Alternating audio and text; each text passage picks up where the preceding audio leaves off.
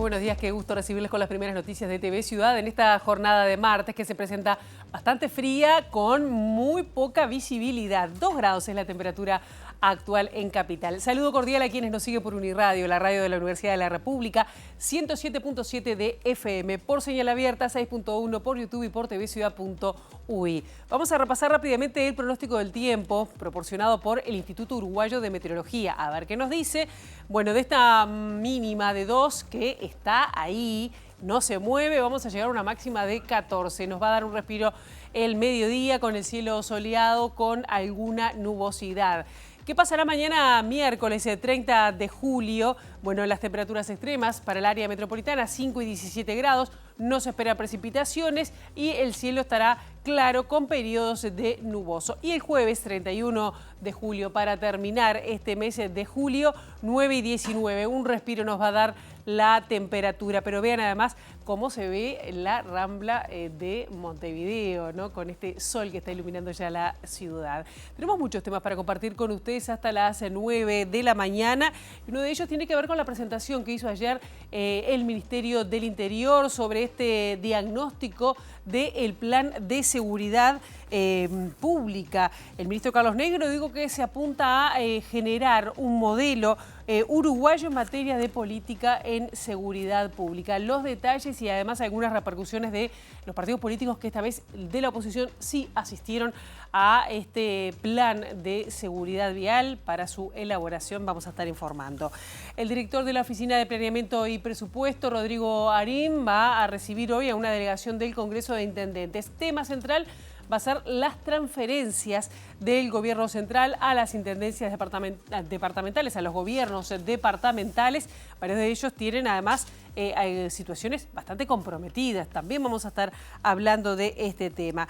Trabajadores de COPSA mantienen un paro por tiempo indeterminado, están cobrando los salarios de forma escalonada, no lo cobran entero. Bueno, este tema además está siendo tratado por la UNOT, que definió que si no hay acuerdo el miércoles, es decir, mañana, habrá un paro general del transporte. Esto además de lo de COPSA, que se arrastra desde hace ya varios años. Es la situación compleja también de la empresa y de los trabajadores. La Confederación de Sindicatos Industriales realizará un paro de actividades, esto es mañana miércoles de 9 a 13 horas con movilización hacia el Ministerio de Economía, que según explicó el presidente de la UNRWA, Danilo Dárdano, lo que buscan es dar una señal política al ministro Gabriel Odone. Sobre las 8:30 de la mañana, la entrevista central va a ser con 2 personas porque está terminando el mes de la afrodescendencia. Bueno, Verónica Villagra va a estar con nosotros de Mundo Afro y también Sergio Ortuño, que integra la coordinadora afro de nuestro país, para saber cuáles son desde la sociedad civil los principales reclamos de una población que es el 10% aproximadamente de Uruguay según el último censo. Ahora momento de abrir la ventana hacia las calles de Montevideo para con datos del Centro de Gestión de Movilidad, ver por dónde circular, por dónde no. @IMTránsito, @MBD para seguir en tiempo real cualquier cambio en la circulación. Vean la poca visibilidad que hay a esta hora, ¿no? Realmente en el aeropuerto de Montevideo hoy temprano eran de 100 metros la visibilidad. Bueno, les contamos algunos cortes que están programados. Bartolomé Mitre, entre Rincón y 25 de Mayo, el corte será hasta las 12 horas por trabajos de carga y descarga. Piedra Alta, entre Miguelete y La Paz, el corte será hasta las 5 de la tarde por trabajos de saneamiento que se van a extender hasta el 1 de agosto. Libertad, entre Obligado y 21, el corte será en la tarde, desde las 13 horas hasta las 17 por trabajos de hormigonado. Y una más, Juan de Dios Pesa, entre Justo Maeso y Azara, el corte será hasta, el corte total, hasta el 1 de agosto y por trabajos de OCE. Ahí no hay sol, en la Rambla se veía el sol. Y vamos con algunos temas para arrancar este noticiero. Tiene que ver con el paro que van a desarrollar y que fijó la Asociación de Docentes de Enseñanza Secundaria aquí en Montevideo. Paros zonales parciales para esta semana en el marco de la discusión del presupuesto quinquenal. Este martes el paro será entre las 12 y las 14 horas en las zonales del Centro y del Prado, que además de más de 30 liceos incluye el programa de áreas pedagógicas y los CECAP. El miércoles y también en Las Piedras en esta jornada. El miércoles la paralización será en la misma franja horaria, en las zonas norte y este de la capital, y el llamado zonal 103, que abarca la zona de 8 de octubre y Camino Maldonado, lo que en total incluye 22 centros educativos. Por su parte, el jueves habrá 2 paros zonales. El primero también de 12 a 14 en el zonal noroeste, que cubre 11 liceos, y el segundo será de 17 a 19 en la zona oeste de la capital, que cuenta con 13 centros educativos. En esta nueva etapa de discusión presupuestal es fundamental, dice la resolución de la Asamblea realizada el 16 de julio de ADES, alcanzar la meta del 6% del Producto Bruto Interno para la ANEP, la UDELAR y la UTEC. Esto, dice la resolución de Asamblea, es necesario para realizar un shock a nivel de infraestructura en los distintos liceos y la construcción de nuevos centros educativos durante el quinquenio. Y vamos ahora a hablar del Plan Nacional de Seguridad Pública. El combate a los homicidios, la violencia, el control de armas y la reforma penitenciaria son los ejes de este Plan Nacional de Seguridad Pública que presentó el gobierno este lunes. El ministro del Interior, Carlos Negro, destacó que es una iniciativa que requiere de un vuelo más alto que los perfilismos políticos y subrayó que el gobierno quiere un modelo uruguayo en política de seguridad y que no se va a hacer más de lo mismo. El ministro del Interior dijo que en los 4 primeros meses de gestión aumentó el patrullaje en todo el país, se reforzó la capacitación y se aplicaron mecanismos de disuasión focalizada, entre otras medidas. Adelantó que en pocos días se incorporarán tótems de emergencia, dispositivos de autogestión, seccionales de alta movilidad y drones de última generación. Queremos un modelo uruguayo en política de seguridad pública, no para un gobierno o para un partido, para el país todo. El escritor y periodista inglés John Carlin decía algo interesante sobre el significado de la palabra compromiso. En español significa prometer e intentar cumplir.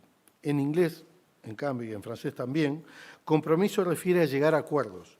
Por eso en política el arte del compromiso es justamente eso, negociar, ceder, encontrar puntos en común. También por este motivo, esta instancia incluirá un diálogo político amplio, pero que no dependerá de ello para funcionar. Queremos y buscaremos los aportes de todos y todas y la mayor cantidad de ideas que se sumen. Pero esto es muy importante, está diseñado para continuar aunque alguien ya no quiera aportar.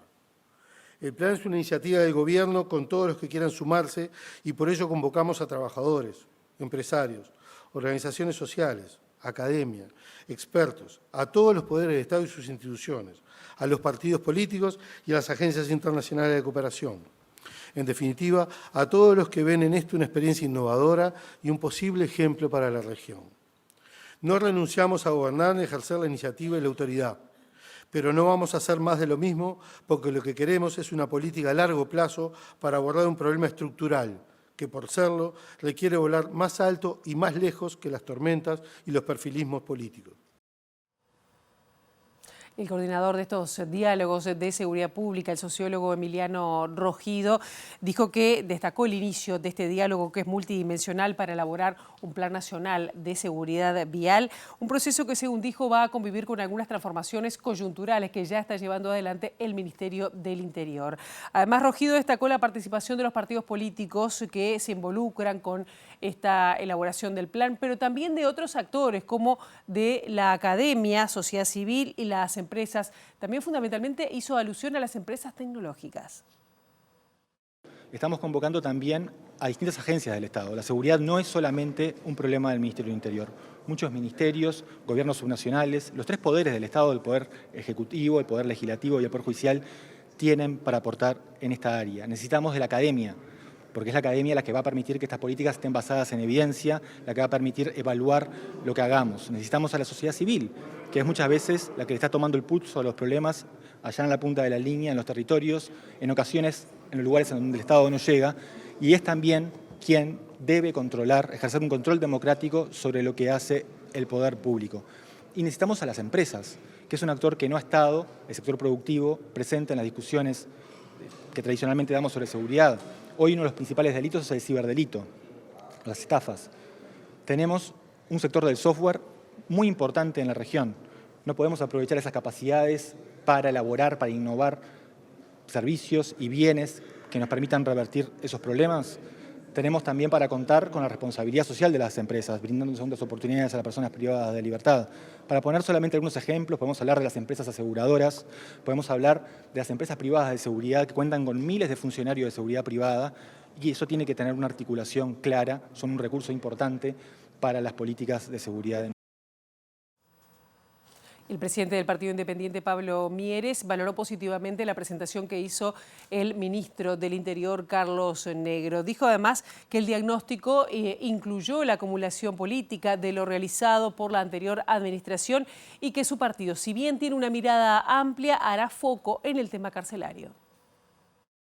Nosotros estamos participando del diálogo a través de Alejandro Vila, que es un especialista en la materia, ha estado también Iván Posada participando, y sin duda que para nosotros una de las claves para resolver el problema de la inseguridad es que el sistema carcelario cambie radicalmente, porque es imposible construir seguridad si no hay una reversión de la tendencia que significa que de cada 10 personas que salen de la cárcel, más de 7 reinciden. Entonces así no hay solución. Creo que es un tema que ciertamente, más allá de que ya llevamos varios diálogos acumulados en los últimos tiempos, viene siendo una problemática que está todavía en fase de buscar soluciones.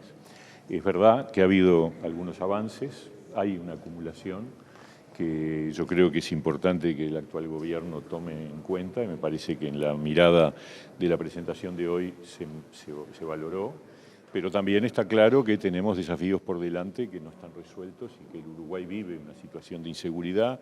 La represión es indispensable y me alegro que haya sido acá reconocido como un tema central.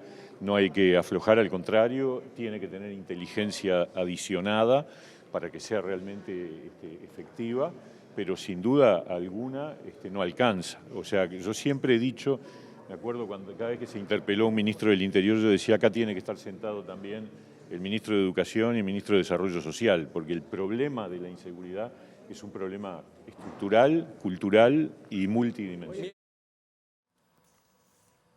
Por su parte, el líder de Cabildo Abierto, Guido Manini Ríos, también se mostró esperanzado de este Plan Nacional de Seguridad Pública que dé resultados y a largo plazo. Dijo que también hay varios focos que va a apuntar Cabildo Abierto, entre ellos el tema de drogas, pero también el tema carcelario.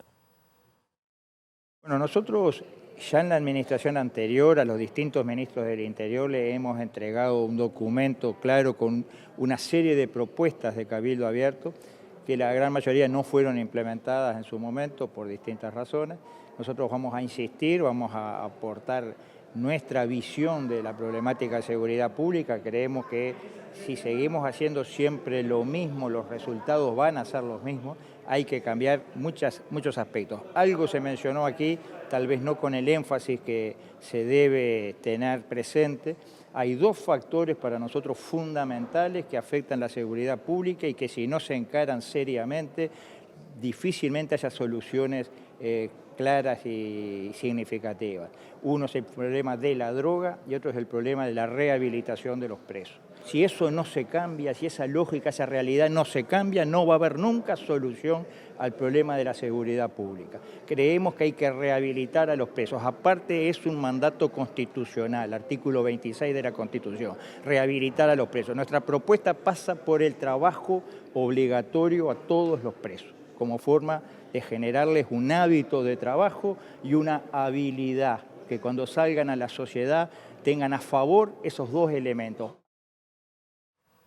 Continúa el paro por tiempo indeterminado de los trabajadores de COPSA por el adeudo de salarios. Si no hay acuerdo en esta jornada, mañana la Unión de Transporte, la Unión Nacional de Transporte, va a hacer un paro general en el sector. Desde la Unión de Trabajadores del Transporte aseguraron que esta situación de atrasos es moneda corriente desde hace al menos una década.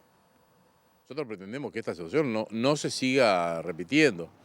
Pretendemos no solamente que se solucione este problema puntual del mes de junio. A los compañeros todavía les deben aproximadamente un 40% del salario. Hoy la empresa hizo una propuesta de pagar 10.000 pesos, entendimos que es absolutamente insuficiente. No pretendemos que duplique esa cifra, pero además que el día viernes, que ya es 1 de agosto, como máximo esa fecha, terminen de pagar el salario de junio. Recordamos que además les deben a los compañeros el 25% del salario vacacional a todas las personas que salieron de licencia desde enero hasta julio. Cuando se pagó el aguinaldo, con muchos esfuerzos de la Dirección Nacional de Trabajo, del Banco República, con mucha participación de la UNOT, se pagó el aguinaldo el día 19 mediante un préstamo del Banco República, como hacen habitualmente las empresas. Nosotros entendimos que ese mes al menos iba a avanzar la fecha de pago y que, bueno, la empresa iba a pagar lo más parecido posible a lo que debería. Sin embargo, eso no se concretó y de hecho todavía seguimos los compañeros para cobrar el salario de junio. Es una situación inaceptable de todo punto de vista. Nosotros la estamos anunciando y estuvimos reunidos, como bien dijiste, con las máximas autoridades del Ministerio de Transporte y de Trabajo. Seguimos en contacto en este momento, estamos esperando alguna novedad que nos permita destrabar el conflicto, pero hasta esta hora, mañana sigue el paro de ATC y la dirección de la UNOT se estaría reuniendo a mediodía en el local de Río Branco, en la terminal, para tomar algunas medidas que, bueno, muchos de los que estábamos hoy presentes entendemos que tiene que ser un paro general de la UNOT para el día miércoles. Si esto no se resuelve mañana. Si esto no se resuelve mañana. Así bueno, queda planteada la situación del miércoles. La ministra de Transporte, Lucía Echeverri, dice que la Dirección Nacional de Transporte está manteniendo reuniones de forma permanente con la empresa y también con los sindicatos para tratar de encontrar una solución a lo que se está planteando de entrega de sueldos fraccionada. Fundamentalmente ha estado la Dirección Nacional de Transporte en contacto permanente tanto con la empresa como con los trabajadores, sobre todo porque es un servicio que genera, además de la afectación de todos los trabajadores, un problema serio para la gente que usa el servicio de COPSA, ¿no? Tenemos buena parte de canelones con dificultades, gente que sale de su trabajo y se encuentra con esto. Es una situación compleja, tiene que ver obviamente con el cumplimiento de la empresa, el pago de los salarios. En principio lo estamos monitoreando con muchísima seriedad para ver si podemos nuevamente facilitar una salida. Bueno, yo creo que hay que distinguir desequilibrios o problemas que tienen las empresas de lo que el Ministerio entiende podría llegar a ser un aporte vinculado a los cambios del sistema de movilidad metropolitano, el sistema de transporte metropolitano, ¿verdad? Que vamos a analizar algunas modificaciones en el sistema de financiamiento que seguramente sean bien recibidas, pero bueno, no resuelve dificultades que son, o desequilibrios que son más estructurales, ¿verdad? Ahí la empresa y los trabajadores tendrán que también hacer un análisis y parte de algunas decisiones que esperemos se puedan ir tomando. Lo cierto es que para nosotros es fundamental que COPSA logre seguir cumpliendo con las tareas, que los trabajadores reciban su salario. Imagínense estar, ¿verdad?, a esta altura del mes permanentemente recibiéndolo de apartes, pero sobre todo por la gente que queda sin la posibilidad del transporte, ¿no?, para el trabajo. Y la ministra Echeverri dijo que no hay obras públicas que hayan quedado encaminadas en la administración anterior y que estén en pausa, como lo dijo el ministro anterior de Obras Públicas, Falero. La ministra dijo que hay obras que están a punto de iniciarse apenas concluyan los trámites administrativos correspondientes. Me quedé sorprendida así de esas declaraciones, no sé qué información tendrá el exministro Falero, no es la que tenemos, no es la que tengo yo, no es la que tiene el ministerio, no hay obras en pausa, las que están en pausa son las que venían en conflicto o con dificultades del periodo pasado, el exministro Falero lo sabe bien, pero sobre todo lo que tenemos obras para iniciar, pero que deben presentar el proyecto ejecutivo de acuerdo a las especificaciones técnicas. Iniciar obras sin los proyectos respectivos, con el cumplimiento de todas las especificaciones técnicas, lo que te lleva son a los problemas que hoy estamos resolviendo. Así que la verdad me sorprendió un poco y además el ministro me ha visto, el exministro Falero me ha visto en varias actividades, me puede preguntar y va a tener la información. Del Instituto de Ecología y Ciencias Ambientales de la Facultad de Ciencias consideran un acierto haber dejado en suspenso o bien, bueno, finalizado todo lo que tiene que ver con el proyecto Neptuno, sacando agua de la costa de Arasatí y volver a retomar el plan original de Casupá para sacar agua del río Santa Lucía. La propuesta al volver a mirar en el río Santa Lucía y en la cuenca del Santa Lucía va en el sentido correcto. Como tú decías, tenemos los titulares, hay que evaluar con mucho detalle cada una de las propuestas, de las obras, de los proyectos, pero va en el sentido correcto. El río Santa Lucía tiene un alto potencial para proveer agua y si bien tiene una serie de problemas ambientales vinculados a contaminación y pérdida de calidad de agua a lo largo del tiempo, aún es tiempo de su recuperación. Lo que tenemos que acelerar es en poner en funcionamiento el plan de gestión ambiental de la cuenca del Santa Lucía. Se ha instalado un relato, un mito de que el área metropolitana de Montevideo necesitaría dos fuentes de agua. El río Santa Lucía es un río muy caudaloso, excedentario en el volumen de agua, que tiene algunos problemas vinculados a la gestión histórica del río. Si resolvemos esos problemas en el mediano, incluso yo diría en el largo plazo, no va a haber problemas frente a las sequías. Hay que hacer algunas obras, algunos ajustes, planes de gestión para mejorar la disponibilidad y la calidad de agua. Volvemos a temas sindicales porque la Confederación de Industriales se convocó a un paro para mañana, miércoles, de 9 a 13 horas, según explicó el presidente de UNRWA, Danilo Dárdano. La Confederación discrepa con las pautas salariales presentadas por el gobierno y reclama medidas macroeconómicas para el desarrollo industrial. Vamos a estar parando y movilizándonos el día 30, el miércoles, paro de 9 a 13. Vamos a concentrar en Plaza Cagancha y de ahí nos vamos a trasladar frente al Ministerio de Economía porque hay algunas cuestiones que realmente nos preocupan, desde las pautas del Poder Ejecutivo en la ronda de Consejo de Salarios y algunas otras cuestiones, por ejemplo, el Fondo de Insolvencia Patronal que cada vez tiene menos recursos y eso es muy preocupante. A su vez también nosotros, acordate que hemos hecho algún planteo que tiene que ver con la macroeconomía para el desarrollo industrial. Por ejemplo, en ese sentido y concreto, el precio del dólar. Cuestiones que nos preocupan, pediremos una reunión con el ministro O'Donnell. Y bueno, como dijimos antes del cambio de gobierno, sabemos que este gobierno tiene cosas mejores que el anterior, cuestiones a nivel de varios aspectos de la vida, pero eso no implica que lo que está mal no lo critiquemos. Y en este caso tenemos varias cuestiones a plantear y bueno, nos parece importante la convocatoria y bueno, hacer unos planteos públicos, que ya lo hemos hecho, pero en este caso vienen frente a Economía para dar una señal política, en este caso al ministro O'Donnell. La Administración de Servicios de Salud del Estado está revisando contratos entre públicos y privados realizados y firmados en la administración anterior, que estará pronto a fin de año todo este análisis y revisión. El presidente de ACE, Álvaro Danza, sostuvo que en el anterior gobierno se priorizó la complementación público-privada sobre la relación entre servicios públicos, lo que se va a revertir en esta administración. Se está haciendo esa revisión, prefiero no adelantar resultados de lo que estamos estudiando, pero tenemos la percepción de que evidentemente se ha priorizado la complementación público-privada sobre la complementación público-pública y nosotros queremos revertir ese camino. No obstante, es algo que hay que verificar y reitero, eso está en proceso de análisis. ¿Algún tipo de prestador que se elegía por sobre otros? Sí, hay cosas que están muy claras, pero prefiero no resolver o no adelantar esas cuestiones en este momento. Nuestro objetivo es mejorar la asistencia de la gente, reducir las listas de espera y fortalecer la complementación público-pública. ¿En qué fecha estaría ese análisis? Ese análisis está pronto antes de fin de año, seguramente.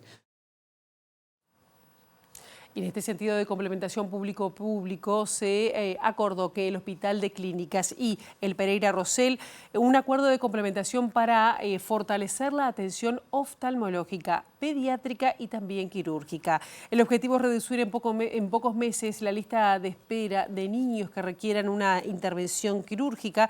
Algunos esperan desde el año 2021. Nosotros ya mañana tenemos los primeros niños coordinados en el Hospital de Clínicas, lo que es un hecho histórico porque el Hospital de Clínicas no opera niños, o sea, esto es una cuestión totalmente innovadora y el convenio está fundamentalmente abocado a reducir rápidamente en un plazo de 6 meses la lista de espera quirúrgica, que como se dijo Anteriormente, cuando nosotros asumimos, teníamos una lista de espera de 330 niños, entre cataratas, estrabismos y otros problemas oftalmológicos sin resolver desde el año 2021. Entonces, esta estrategia tiene un componente que tiene que ver con acciones que se llevaron ya en este hospital, que es acelerar la operación de los problemas congénitos más complejos. Los niños más pequeños que tienen cataratas se han ido operando acá y nosotros hemos tenido una tasa de operaciones en un mes que es similar a lo que se operó en todo el 2024. El Hospital de Clínicas tiene un excelente equipo de oftalmólogos, tiene la cátedra de oftalmología y la cátedra de anestesia de clínicas realiza desde hace muchos años anestesias en niños del Pereira Rosell, es decir, tiene profesores de la cátedra de anestesia haciendo anestesias acá. Es decir, que hay condiciones para que el Clínicas pueda aportar en solucionar esto. El convenio prevé 150 cirugías y 500 consultas y estudios en 6 meses. Autoridades de ACE y del Ministerio de Salud Pública adelantaron que acuerdos similares se harán para reducir las listas de espera en otras especialidades. Y la ministra de Salud, Cristina Lustenberg, celebró este acuerdo y dijo que es inadmisible la cantidad de personas que hay en lista de espera en el sector de la salud. Y dijo además que la atención en salud de la población merece mejores indicadores. La atención de la gente en este país de verdad merece, con un sistema nacional integrado de salud robusto que tenemos, tener otros indicadores de calidad asistencial. El viernes me tocó estar en la apertura de las jornadas académicas de la Universidad de la República de Cátedra de Enfermedades Infecciosas. Tener las cifras de sífilis congénita, de tuberculosis. Tener las cifras de VIH hoy que están estancadas. Tener dificultades en la compra conjunta de medicamentos, la verdad que como ministra me da vergüenza. Entonces, creo que solamente lo que tenemos que hacer es redoblar nuestro trabajo, celebrar los días como hoy, porque en el medio está la gente, entonces también hay que darse espacio para, cuando hacemos algo, tener este espacio, reconocer a los que vienen trabajando para que las cosas suceden. Pero como decía el doctor Danza, hay 400.000 personas solamente en el sector público que están en listas de espera. Como me escuchó el doctor Álvaro Villar, cuando se inauguró ese excelente centro de hemodiálisis, hay cientos de personas en este país colgando con los cañitos J, esperando que algún urólogo se los repare. Entonces, los desafío a trabajar. Nuestro compromiso como ministerio es claro: identificar los problemas reales, construir alianzas y traducirlas en soluciones que la gente las sienta en su vida cotidiana. Este es el camino en el que creemos. Decisiones basadas en evidencia, con rostro humano y con resultados medibles. Esta semana se conmemora la Semana para la Eliminación de las Infecciones de Transmisión Sexual, promovido de forma conjunta por la Intendencia de Montevideo, el Ministerio de Salud Pública, ACE, la Facultad de Medicina y la Comisión Nacional de Lucha Antituberculosa y Enfermedades Prevalentes. Se realizan jornadas de concientización, prevención y testeo en todo el país. La propuesta se enmarca en el Día Mundial contra la Hepatitis y el Día Nacional de Respuesta al VIH-Sida. Se estima que en Uruguay hay unas 20.000 personas con hepatitis C y algunas no lo saben. En tanto, unas 17.000 tienen VIH y de las cuales algunas miles lo desconocen. La población tiene que saber que en Uruguay todavía siguen falleciendo personas por VIH avanzado, siguen falleciendo personas de cáncer de cuello de útero, que es provocado por un virus que es el VPH, que tiene una vacuna que lo previene y tiene una forma de detección y tratamiento precoz que lo previene. También hay enfermedad avanzada por las hepatitis B y C. Todas estas infecciones, además de la sífilis, que en los últimos tiempos ha habido ya una información en la prensa de que vienen en aumento los casos en toda la población y particularmente en la población embarazada, que puede pasar esa infección al bebé. hace que todo este conjunto de infecciones, que son infecciones de transmisión sexual, es decir, se transmiten por relaciones sexuales, por cualquier tipo de relación sexual, sea una prioridad para este periodo en el Ministerio. Acá estamos ofreciendo la posibilidad de hacer los test de HIV y de sífilis. Es rapidito, en unos 10-15 minutos está pronto el resultado y la persona ya se va con esa información. Y también tenemos la posibilidad de usar las vacunas que tenemos para la hepatitis B, ¿verdad? Y también el uso de explicar y aportar los preservativos de uso externo y de uso interno, que son medidas de prevención. Hacemos una brevísima pausa. A la vuelta de la misma vamos a estar hablando sobre el mes de la afrodescendencia con una mirada desde la sociedad civil.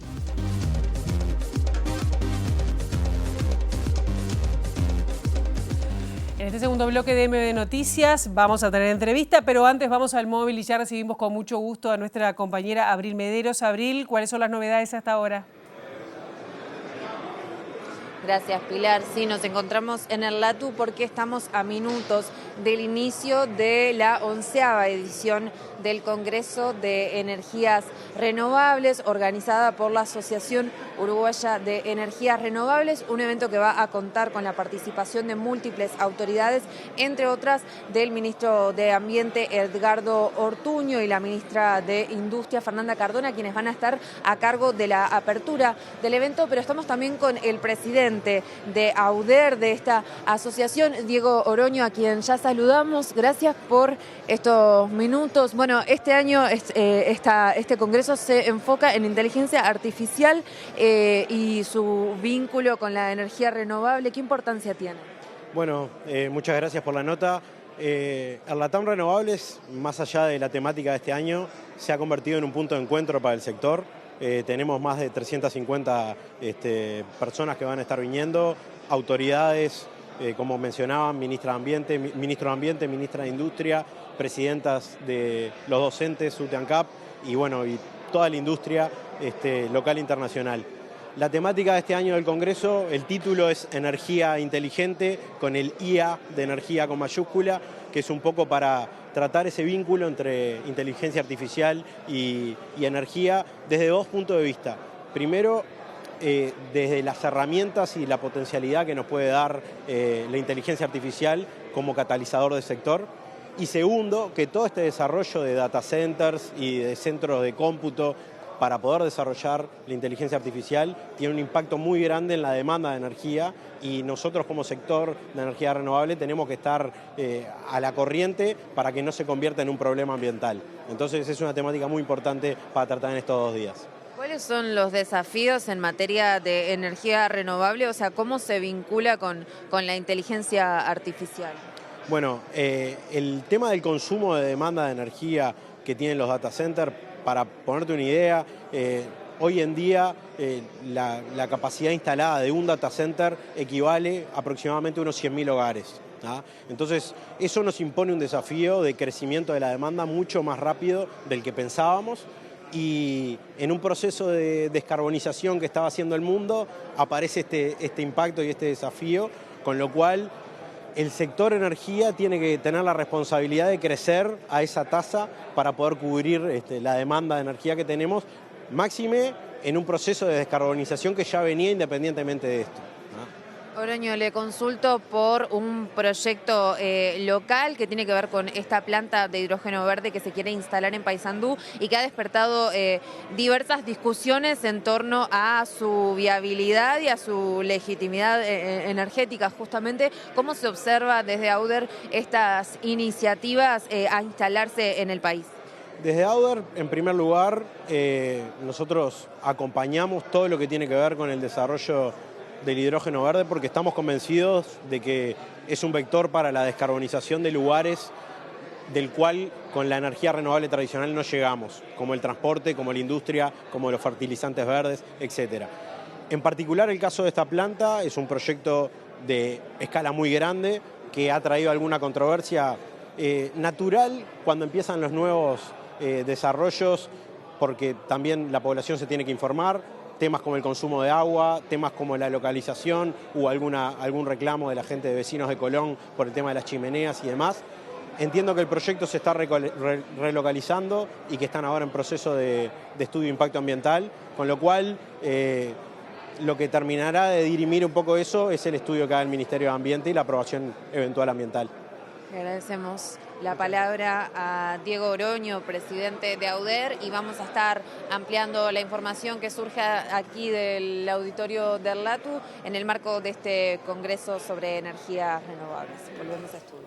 Muchísimas gracias, Abril, y nosotros ya estamos recibiendo con muchísimo gusto en este marco, antes de que cierre julio, el mes de la afrodescendencia, aunque este es un motivo nada más, porque hay muchos temas para hablar y que vamos a seguir hablando en el resto del año, a Verónica Villagra, quien es presidenta de Mundo Afro, un gusto que estés acá con nosotros, y Sergio Ortuño, referente de la comunidad afro y también presidente de la Triangulación Cultural Congo, Francia, Uruguay. Gracias por estar esta mañana acá. Buenos días. Hay muchos temas para hablar, pero a mí me parece que uno de los temas que es importante por todo lo que condiciona después, además de, por supuesto, el tema de la discriminación y cómo se separa la población negra, es el tema de los datos que dieron respecto a el último censo, que hay más de 10% de población afro en nuestro país y además, sobre todo en la parte de frontera, ¿no? Artigas, Rivera y tal, pero también hay una sobrerepresentación en temas de pobreza. No me quiero detener ahí, pero es un tema que es importante también para entender todo lo que es la historia y la realidad actual, ¿no? Verónica. Sí, y más de un 46%, 46,8% de infancias pobres en el límite. Hecho que nos preocupa mucho porque infancias pobres hoy más provienen de hogares pobres, de padres carentes de trabajo probablemente, y generarán personas con otras condiciones por el mero hecho de su condición de pobreza en la infancia. Todos sabemos que desde el punto de vista de la educación, la formación, todo se impregna distinto en la medida que no tenés un buen plato de comida en tu mesa antes de los 5 años. Estamos todos muy preocupados, indudablemente. En este mes hemos tenido mucha presencia en el Estado en el marco del mes. 1 de agosto cambia el mundo. Y tú lo dijiste, nos vas a invitar menos probablemente, pero más allá de eso la presencia nuestra y de todo lo que tiene que ver con lo afro en la agenda política va a estar mucho más ausente. Yo te puedo contar qué hicimos desde Organización Mundo Afro. Nosotros estamos celebrando los recambios, porque los recambios generacionales son importantes. Recambios en tanto la idea, en tanto de cómo impactamos en los y las otras desde los lugares que nos tocan. Hemos celebrado felizmente la entrega de 49 viviendas en una unidad familiar Mundo Afro el 19 de julio a la Ufamacuarén, también con corte étnico-racial, que es desde nuestros programas de vivienda.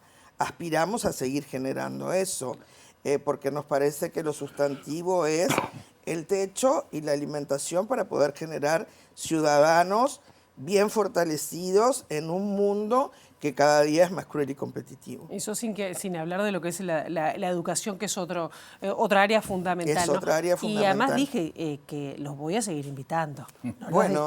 Los dije así. Sergio, tú también estás vinculado a todo lo que es la parte cultural, pero a mí me gustaría una mirada también sobre cómo evalúa la situación o el vínculo con el Estado, es decir, en genérico, ¿no? Digo, si ustedes han visto retrocesos o en qué punto están ahora respecto a que, por ejemplo, sabemos que la ley del cupo de personas afro no se cumple. No se cumple. Pero antes, en rigor de la verdad, debo decir, porque vos hablaste de un porcentaje, se habla en realidad de un porcentaje del 10% de la población general, ¿no? Nosotros somos bastante antagónicos con ese dato y esa cifra, por entender que además que el último censo cada uno se podía autodefinir como quería, antes incluso de ese propio censo, entendemos que los afrodescendientes o los afro-uruguayos somos muchos más. ¿Por qué?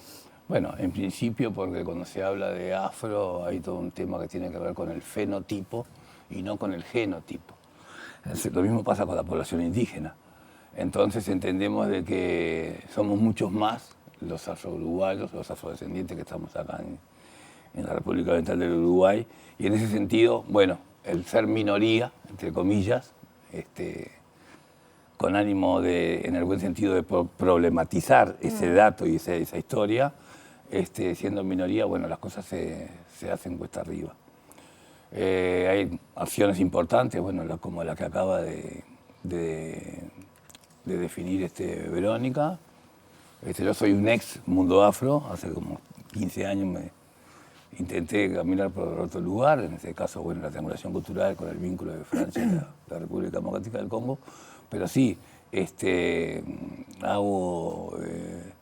me copio esa historia de todo lo que cuesta y lo que no se cumple.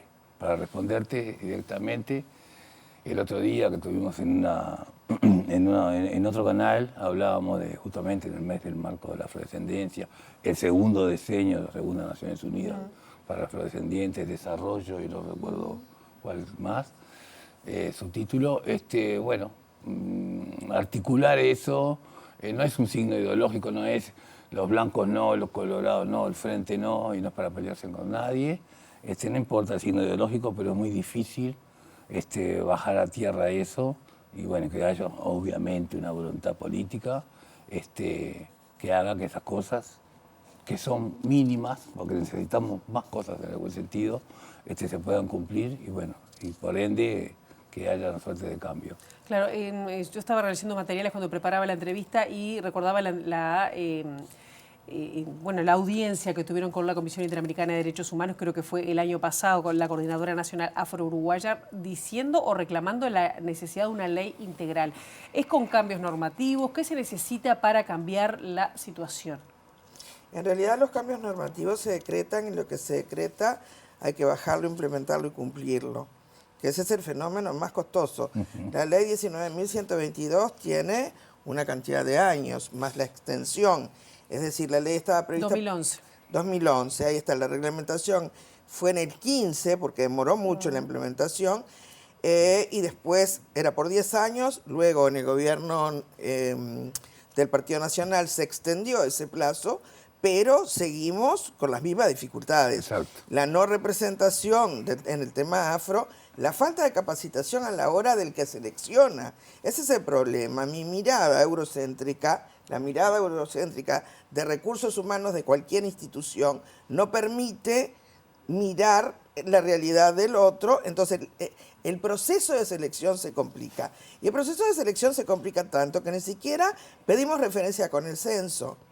Porque si vos te autodefinís afrodescendiente en el censo, no tenés ningún inconveniente en transmitirlo a la hora de un espacio público. Y eso se contrarreferencia porque es constatable. Entonces, todos esos aspectos son los que estamos dispuestos a reanalizar de la 19.122. ¿Y están en una emergencia social, como dicen algunas organizaciones? Bueno, si tenés 46% de niños pobres, y yo creo que sí. Yo creo que sí. Es decir, si esto se diera en otros colectivos, que eso fue lo que dice otra gente, seguramente las acciones serían otras. No somos agenda nacional. En todos estos eventos de julio el establishment político tuvo una presencia magra. ¿Sí? Tenemos el diálogo social, esa participación va a ser muy interesante, probablemente se generen otros aspectos desde ahí. Creo que tenemos herramientas, pero siempre bajo la demanda. Bueno, cualquier derecho humano se persigue bajo la demanda, se conquista bajo la demanda. Y hablando de temas culturales, que creo que también es una cosa que duele, que quizás no se ve, pero también te pregunto a vos, Sergio, digo, ¿cómo son las principales digamos, afectaciones o discriminaciones que hoy siguen viviendo de la población afro-uruguaya?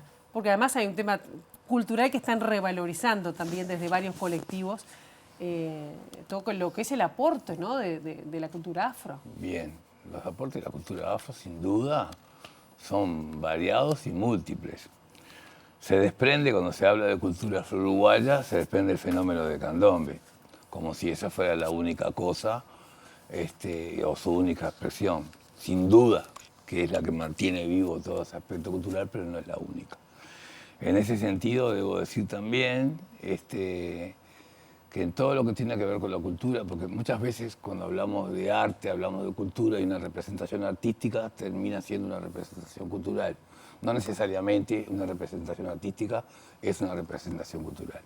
En esa línea de razonamiento, la cultura, bueno, son muchas cosas, cómo pensamos, cómo comemos, muchísimo cómo nos vestimos. Hay como un debe en cuanto a la historia de los afrodescendientes en todo lo que tiene que ver con el sistema educativo. Más allá de que desde hace muchos años, organizaciones Mundo Afro, yo fui parte, como dije anteriormente, y otras organizaciones, incluso la Democracia Cultural hoy, queremos hacer hincapié en eso. Hay muchísima desinformación de parte de los profesionales de la educación en este sentido, porque justamente, bueno, no ha habido formación válida y seria y también minuciosa, si se quiere, en algunos aspectos donde, bueno... En los programas de estudio. En los programas de estudio, exacto, tanto en primaria, la secundaria e incluso la propia terciaria, la propia universidad. En ese sentido, bueno, justamente el fenómeno del candombe aparece de alguna manera como su máxima expresión, pero bueno, el Uruguay, si bien lo promueve, al mismo tiempo como que lo amputa. Entonces hay muchísimas cosas que sí tienen que ver con la cultura del candombe, ahora sí, pero que tampoco se saben. Entonces ha quedado una expresión festiva, de ritmo, canto y danza, no tiene religiosidad, lo contrario a cualquier expresión de matriz africana. Es decir, habría que ponerse a pensar cómo, si todo tiene un culto, ¿por qué el candombe no lo tiene? Bueno, de ahí se desprenden varias aristas. ¿No lo tiene? No, no lo tiene, realmente no lo tiene. Y los que profesamos algún tipo de religión africanista en el Uruguay estamos muy vinculados a la Umbanda, a la Quimbanda y al Candomblé, que tiene que ver con Brasil. ¿Y dónde sienten los mayores problemas o las mayores discriminaciones? Qué gran pregunta. Sí, realmente. Yo creo que hay un racismo estructurado, claro, que se entremezcla en todo lo que tiene que ver.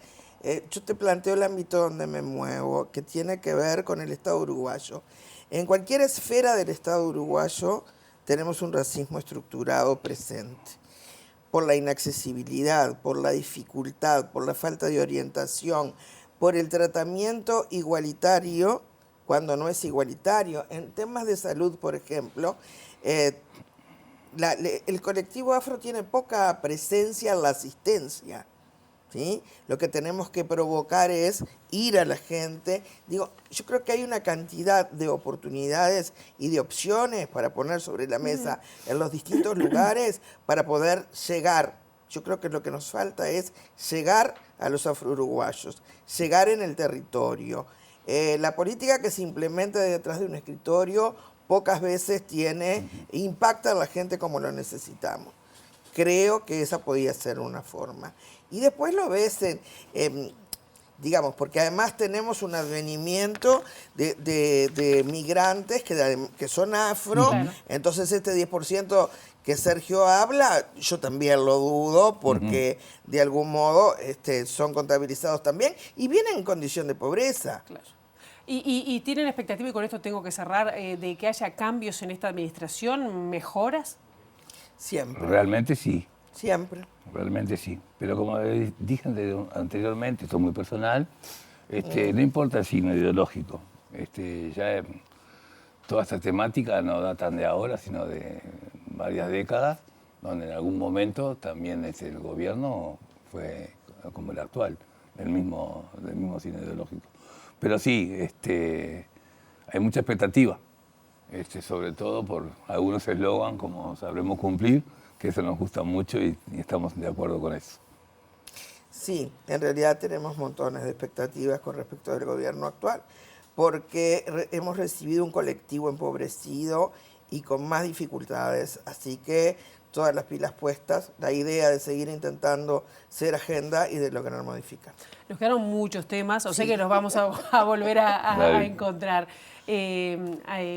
Verónica, Sergio, muchísimas gracias. Gracias a ustedes. Gracias a ustedes. Y nosotros vamos a otros temas, porque el Ministerio de Comercio de Brasil está analizando una denuncia por dumping, esa competencia desleal, porque se vende por debajo del precio original, considerado desleal. Esto contra Conaprol y otras 2 empresas exportadoras de productos lácteos, presentada por productores norteños. En 2024, Uruguay exportó 232.471 toneladas de lácteos por un valor de 819 millones de dólares. En facturación fue el cuarto principal producto exportado por Uruguay el año pasado. Brasil volvió a ser el principal destino de los lácteos de Uruguay, con 81.380 toneladas por 290 millones de dólares, a pesar de la caída de 22,5% que registraron los envíos respecto a las 105.099 toneladas exportadas al país norteño en 2023. Era por dumping, era una medida antidumping. Ellos decían que tomaban como fuente de información primaria el precio de la leche cruda que hay en el Uruguay, el precio que se le paga al productor, y de allí hacían una serie de evaluaciones a través de lo que significa la industrialización, etcétera, etcétera. Y bueno, decían que se estaba vendiendo demasiado barato la producción acá para lo que ellos estimaban que debía venderse. Pero eso, bueno, no es así. Nosotros abogamos fuertemente defendiendo a las empresas uruguayas, que son 3. Hay empresas argentinas también. En realidad está en una acción contra la Argentina, pero advirtieron que Uruguay vendía también muchos productos lácteos. Vendemos más que la Argentina aquí. Y entonces les pareció que también tenía que ser incluido Uruguay. Pero bueno, me parece que, como les digo, la percepción que se tiene acá es que no va a tener, esperamos que no tenga consecuencias graves, sobre todo en un momento en el cual estamos tratando de firmar el acuerdo con la Unión Europea, con el EFTA, en el cual levantamos las barreras económicas y financieras y arancelarias, y parece un poco un contrasentido que nos estemos poniendo barreras entre nosotros mismos. Y vamos a cerrar con una noche deportiva, porque hoy a las 21 horas y por la pantalla de TV Ciudad 6.1 se va a poder ver a la selección uruguaya de fútbol femenino que disputa la semifinal de la Copa América ante Brasil. Las celestes se juegan la posibilidad de pasar a la final continental, sabiendo que anoche Colombia le ganó a Argentina en una definición que fue por penales 5-4, luego de igualar a 0 en el tiempo regular. Las dirigidas por Ariel Longo llegan a esta instancia clave tras haber quedado segundas en el Grupo A, detrás de Argentina, única selección que derrotó a las celestes en la primera fase, mientras que le ganaron 3-0 a Chile, 1-0 a Perú y empataron 2-2 en la fecha inaugural con la selección anfitriona Ecuador. Las campeonas y subcampeonas de la Copa América clasifican de forma directa a los Juegos Olímpicos, que se desarrollarán en Los Ángeles en 2028, mientras que ya está asegurado el pasaje a los Juegos Panamericanos previsto para 2027 en Lima, Perú. Así que bueno, que sea con alegría esta noche a las 21:00 por TV Ciudad. Y nosotros hasta aquí llegamos con esta primera edición. Ahora quedan en compañía de Ciudad Viva. La actualización informativa será a las 13, a las 18:30 y nosotros nos reencontramos mañana bien tempranito y que sea con victoria a las 8 en punto. Pasen muy bien, buena jornada.